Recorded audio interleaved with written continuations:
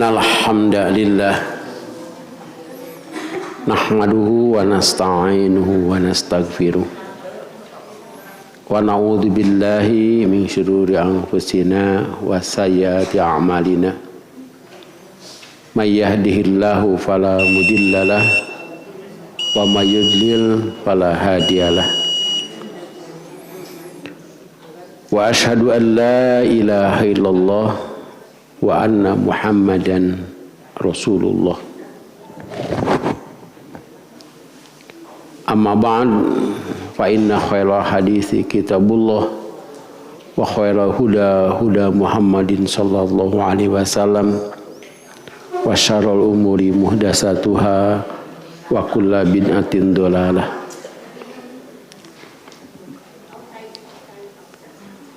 Hadirin ikhwati iman, ahli ibadah, ahli thalabul ilmi rahimakumullah. Kita lanjutkan pembahasan tentang zakat dari kitab fikih Bulughul Maram.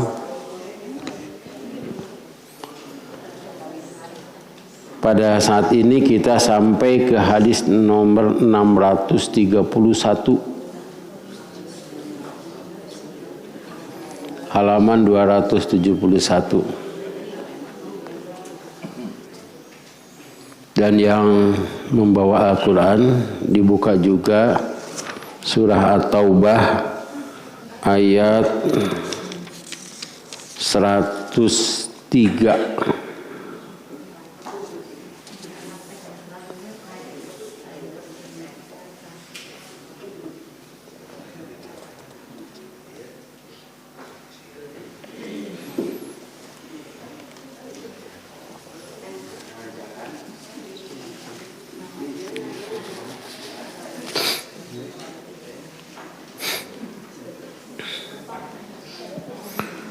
Kita baca dulu Al-Quran ya.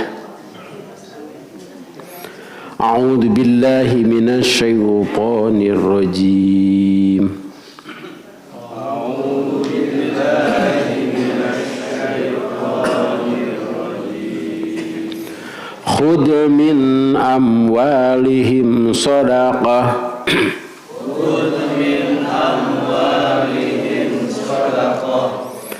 Tutahhiruhum wa tuzakkihim biha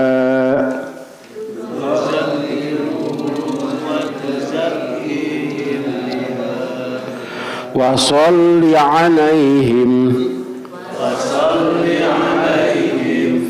inna salataka sakanun lahum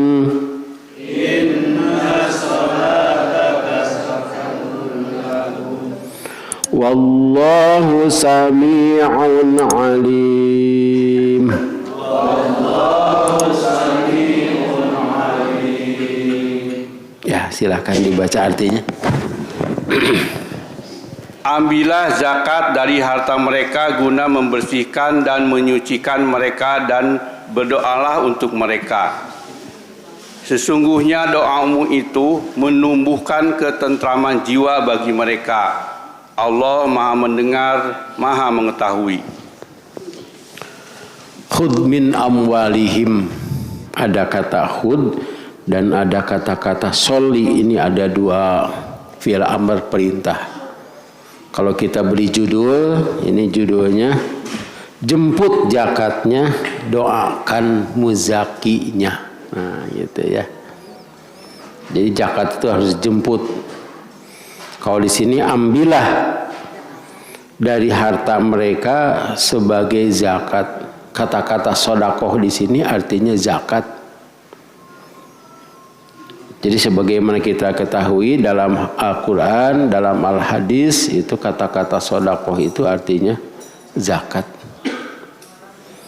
Apalagi di sini disebutkan tutahhiruhum, yang dapat membersihkan mereka, wa tuzakkihim, nah, mensucikan mereka. Kata-kata tuzakkihim ini juga menunjukkan bahwa sedekah tadi disebutnya zakat. Tutahhiruhum artinya membersihkan harta. Jadi dalam harta kita itu ada hak orang lain yang dititipkan oleh Allah Subhanahu wa taala kepada kita, dan harta yang kita miliki itu adalah sebagai ujian. Nah, dititipkan itu, kasih yang lain berupa zakat, berupa infak, berupa sodakoh. Sodakoh dalam arti sodakoh tatawun, nanti kita pelajari itu.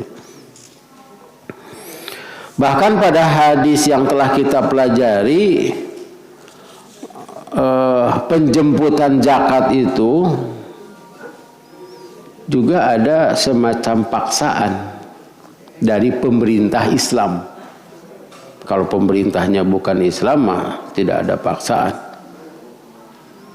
Dan itu adalah yang harus menjemput adalah ormas Islam, karena ormas Islam berfungsi seperti pemerintahan Islam dalam menjalankan syariat Islam.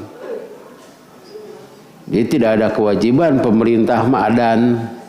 Nah, kalau kita kan memberitahu dalam ormas itu. Pada hadis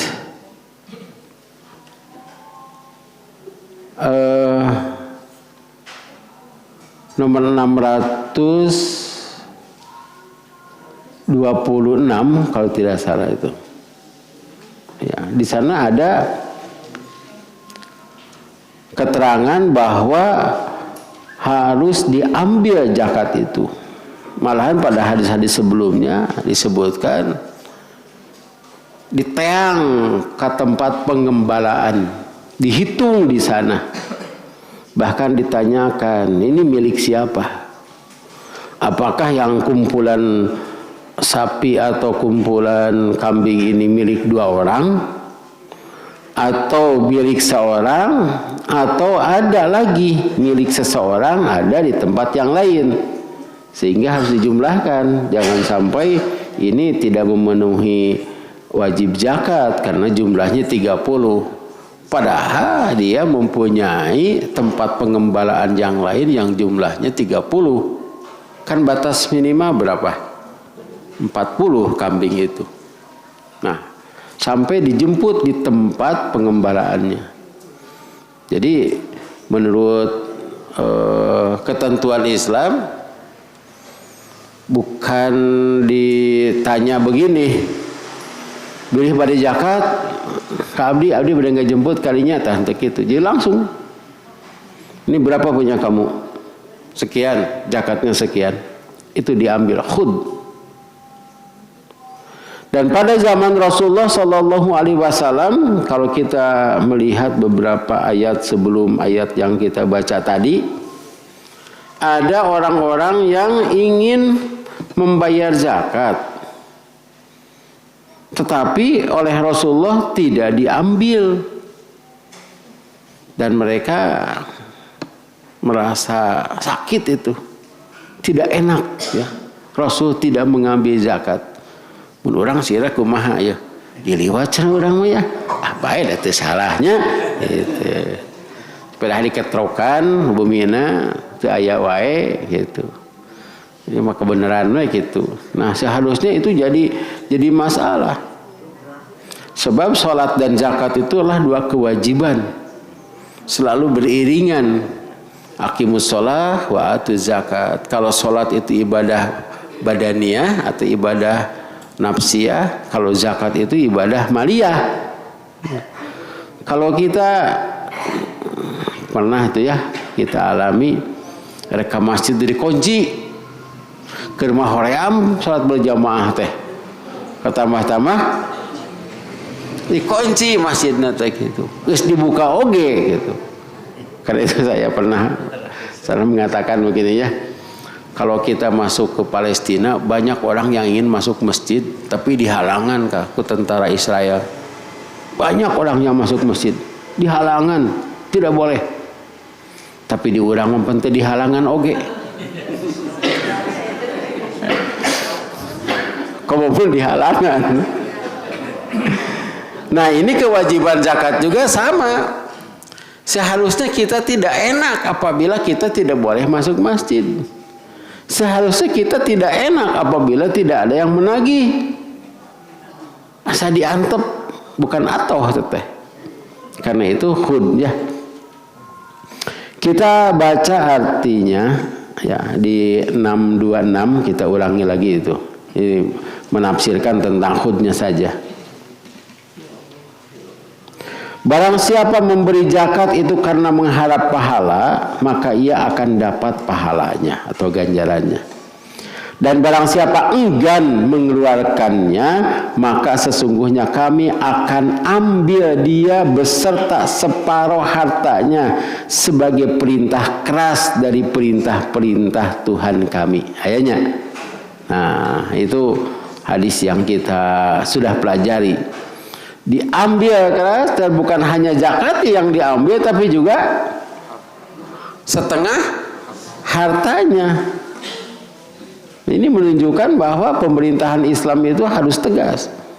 Dan itu bukan mengambil harta dia sebetulnya, tapi mengambil hak fakir miskin atau hak-hak yang lainnya. Kan dalam hadis yang pertama dari bab kitab zakat ini dipelajari, diambil dari orang-orang kaya dan diserahkan kepada orang-orang fakir. Sebab orang fakir tidak mau mengambil dari orang kaya, itu disebutnya mencuri.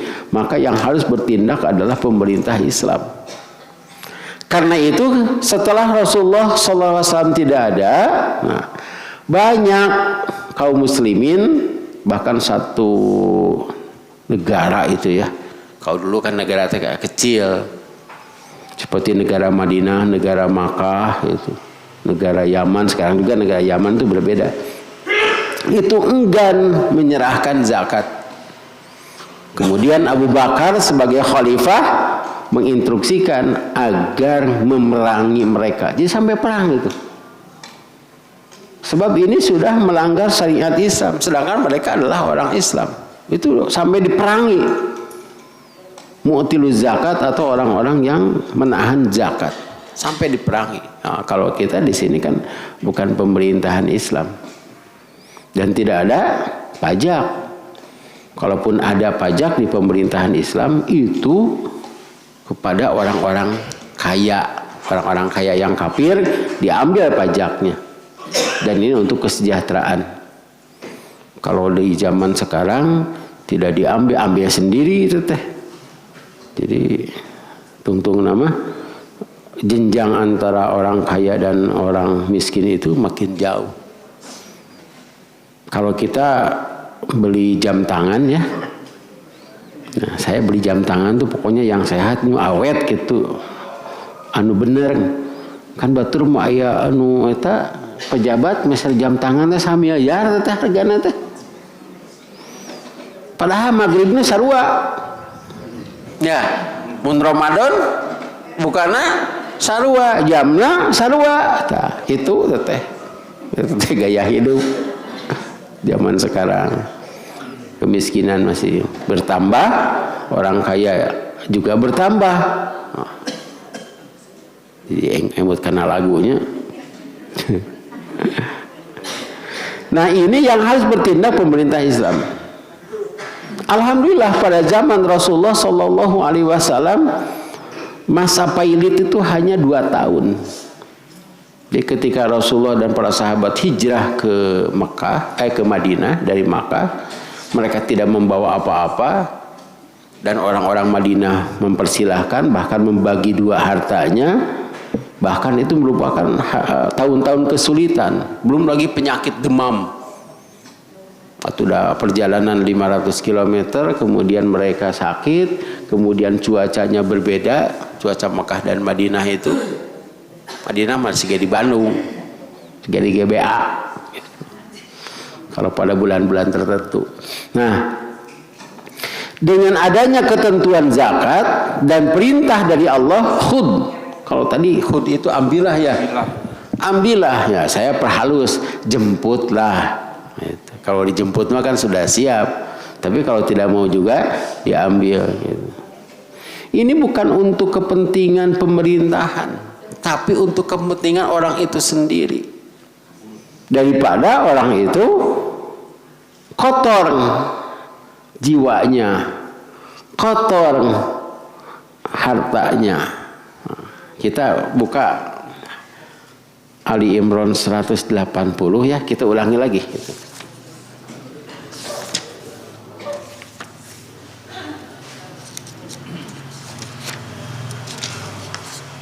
Saya juga baru ingat tuh ada Ali Imran 180.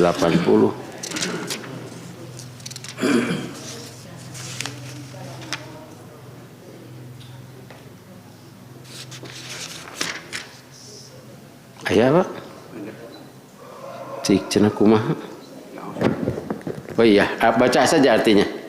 Dan jangan sekali-kali orang-orang yang kikir dengan apa yang diberikan Allah kepada mereka dari karunia-Nya mengira bahwa kikir itu baik bagi mereka. Padahal kikir itu buruk bagi mereka. Apa harta yang mereka kikirkan itu akan dikalungkan di lehernya pada hari kiamat. Milik Allah lah warisan apa yang ada di langit dan di bumi.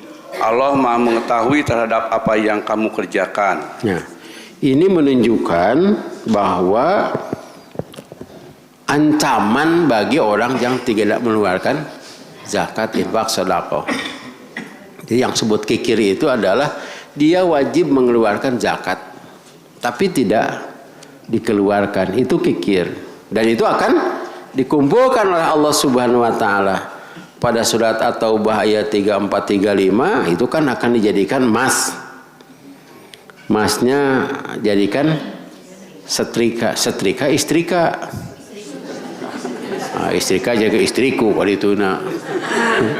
Jadikan setrika, setrikanya jalan-jalan ke punggung, ke muka, wajah, artinya di depannya, di pinggirnya, di belakangnya. Nah itu pemerintah Islam itu kasihan kepada orang yang punya harta yang tidak mengeluarkan zakat. Daripada nanti disiksa seperti itu, di sini kan akan dikalungkan. Dan kalungnya itu ya makin berat zakatnya. Nah di sini juga kita perhatikan ya, kalau ada yang bawa Quran, seharusnya ini nanti yang ada di sini kok ada Quran itu tadi mau dibagikan tapi tidak ada terjemahnya. Nanti mah dibawa Quran yang ada di rumah yang ada terjemah. Yang di urang dia para linter tuh ayat terjemahan. Di sini ada kata-kata tutohiruhum wa tuzakkihim biha. Tutohiruhum itu untuk membersihkan, boleh dikatakan membersihkan harta atau jiwa. Tuzakkihim bisa diartikan bersihkan atau menyucikan harta atau jiwa. Jadi jiwanya juga bersih. Dan ini jaminan dari Allah Subhanahu wa taala. Memang kadang-kadang tidak mengerti. Tidak mengerti seperti hanya salat tanha anil fahsya wa munkar itu kan tidak dapat dipahami. Orang yang berjihad di jalan Allah kemudian meninggal itu hidup kan. Nah, itu tidak dimengerti. Di sini juga bagaimana mungkin membersihkan? Ini membersihkan. Artinya membersihkan jiwa. Kemudian membersihkan harta. Harta yang kita miliki itu ada hak orang lain. Apan meser kalapa oge teu dituang sadayana teh teh. Tapasna, batokna nya. Nuang lauk teh sadayana apan aya bagian ucing, aya bagian sireum teh teh. Itu ada bagian-bagian yang lain yang eta gini lah. Singa, predator, kalau makan daging tidak semuanya. Kan burung nasar mah tidak bisa berburu. Ada guan eta we. Nah, kira-kira terus beres, datang eta itu kan sadieun itu teh. Dan itu juga tidak semuanya. Nanti bagian sireum tah pang teh ya, manuk terakhir kita pan leutik kita pejitna oge di bagian terakhir eta teh gitu. Nah itu diatur oleh Allah seperti itu. Nah untuk manusia itu tidak seperti binatang tetapi ada kemauan diri sendiri. Nih maksudnya begini ya, bagian karnivora itu harus makan daging gitu ya. Sedangkan hewan herbivora harus makan Itu adalah bagian untuk mereka. Kayak mau ngadahar jukut, ada daun sampel ya, sekalipun ada gitu ya, tapi itu bukan makanan pokok. Kayak nanti kijang ngadahar daging maung. Sedangkan manusia itu takhir. Takhir itu harus memilih, dia itu bagianmu hanya yang halal. Sebab manusia itu omnivora, siga hayam, naon we diasupkeun. Nah, hayam begitu kan omnivora. Jadi bagian kita hanya yang halal. Tapi yang halalnya, nah ini ada takhir. Takhir itu kita sendiri yang menentukan. Kalau predator atau karnivora dan herbivora pada binatang itu kan ditentukan oleh Allah. Muadaikeun itu mah. Ayo urang mah sagala tah eta masalah nama. Disebutkan oleh Allah Subhanahu wa taala manusia itu lebih adol cenah. Bade diaos ya ayat Qur'anna aosanya Al-A'raf 178 kalau tidak salah kita lihat. Balhum adollu. Nah, ada orang bahasa Sunda aya atah adol. Dibaca artinya. Dan sesungguhnya akan kami isi neraka jahanam banyak dari kalangan jin dan manusia. Mereka memiliki hati tetapi tidak dipergunakan untuk memahami ayat-ayat Allah. Dan mereka memiliki mata tetapi tidak dipergunakan untuk melihat tanda-tanda kekuasaan Allah. Dan mereka mempunyai telinga tetapi tidak dipergunakannya untuk mendengarkan ayat-ayat Allah. Mereka seperti hewan ternak, bahkan lebih sesat lagi. Mereka itulah orang-orang yang lengah. Jadi yang kita garis bawahi, mereka seperti hewan ternak, tetapi bahkan lebih sesat. Jadi pemi domba mah maling sampe teh daunna. Nah, mun aya monyet mah betina, tapi tara dipanggul dari jelema mah nya daunna, nya betina. Mun dipakapanggih ku batur oge dipaehan manggihan teh. Kita kembali ke jalan yang lurus. Itu yang pertama ya. Jadi saya ulangi lagi,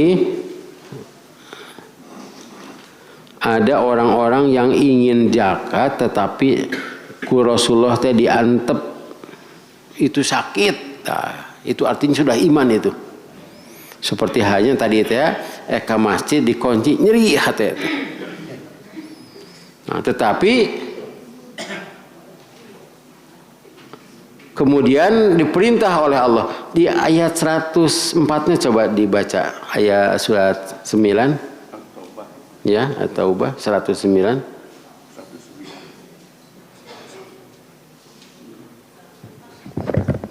104 kan tadi ke 103 ya pokok bahasan kita itu. Sekarang 104-nya.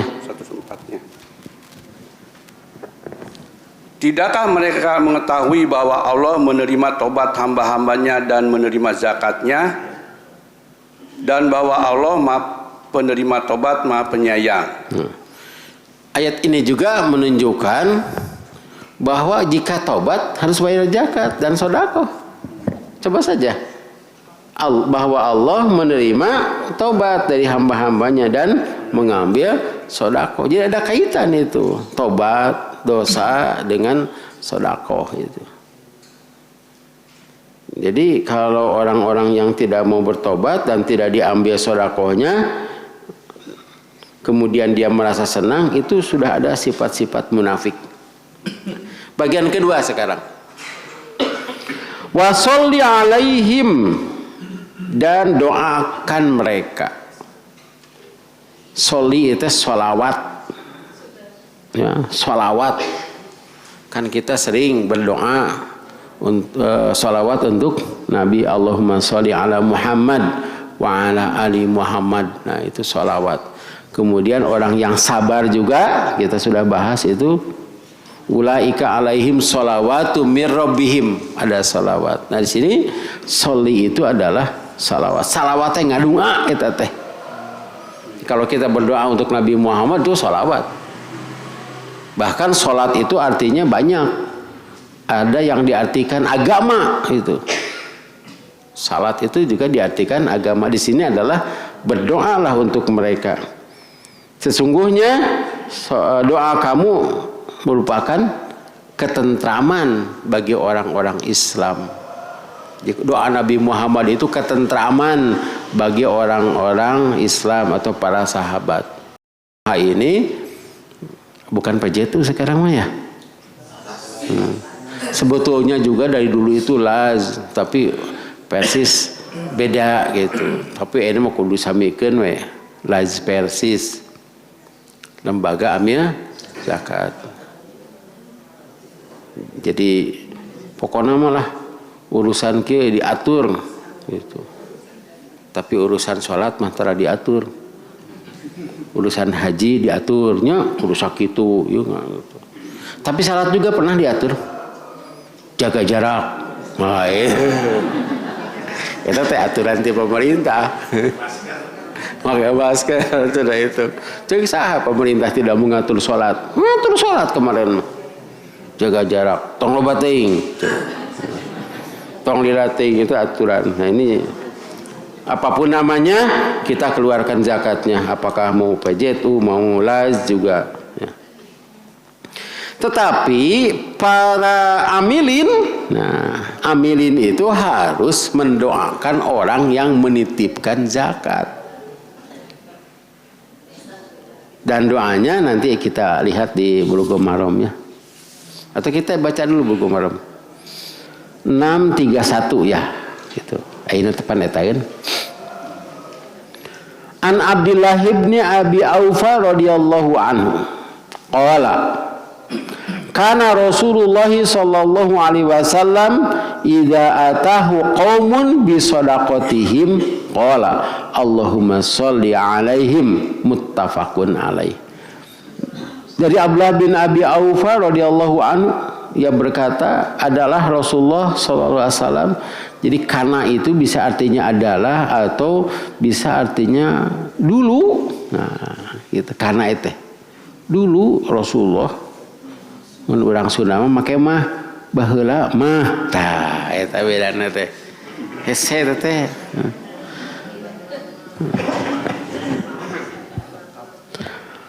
Apabila datang satu kaum kepadanya, jadi ada satu kaum datang kepada Rasulullah dengan membawa zakat mereka,